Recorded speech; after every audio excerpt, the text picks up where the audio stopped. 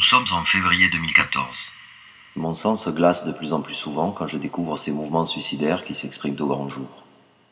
La réaction s'infiltre partout. La paranoïa envahit tous les discours, les insultes fusent, les bras se tendent, les esprits se vident de toute pensée cohérente. L'agressivité est devenue la nouvelle forme de communication. Oui, la crise financière dont on nous rabat les oreilles depuis des années ne fait que s'aggraver. Oui, le chômage, vieil outil de terreur sur les peuples, est toujours d'actualité, ancrant dans nos veines la peur du lendemain. Oui, nos élites nous ont déçus.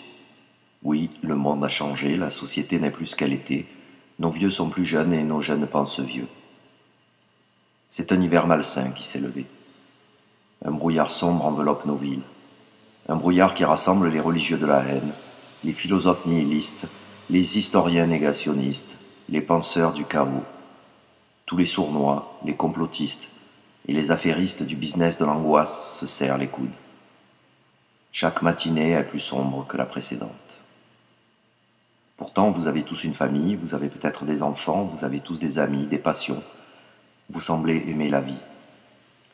Alors, plutôt que de vous laisser embarquer dans cette croisière de violence et de haine, pensez à vos familles, regardez les gens que vous aimez et demandez-vous si vous voulez les emprisonner dans ce qui s'annonce comme le retour des pires heures de notre histoire.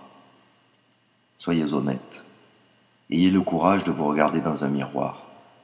Et demandez-vous pourquoi la personne que vous voyez en face de vous prend autant de plaisir à se moquer des souffrances de ses voisins.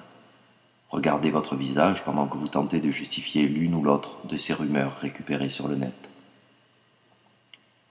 Vous découvrirez dans ce miroir un visage qui n'est plus le vôtre, mais celui de la jalousie, de la peur et de l'amertume. Vous verrez en face de vous un être qui n'est plus motivé par la curiosité et le désir de vivre, mais un animal fait de la haine de ses frères et de ses sœurs. Alors, vous aurez honte de vous-même. Réveillez-vous. Refusez ce piège puant que vous offre les tenanciers de la victoire contre l'autre, comme seul but d'une vie égoïste et malade. Regardez ce que vous aimez, découvrez avec des yeux neufs le monde qui vous entoure, saluez vos voisins et soyez curieux de leurs différences.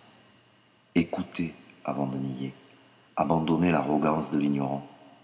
Acceptez la complexité du monde comme une richesse, accompagnez vos enfants, vos proches vers un monde meilleur. Réouvrez votre cœur. Réouvrez vos bras pour embrasser le monde qui est autour de vous. N'oubliez jamais que votre vie dépend de celle des autres. N'oubliez jamais que nos choix créent le monde de demain. Oui, nous voulons tous que les injustices disparaissent. Évidemment, nous voulons tous être heureux.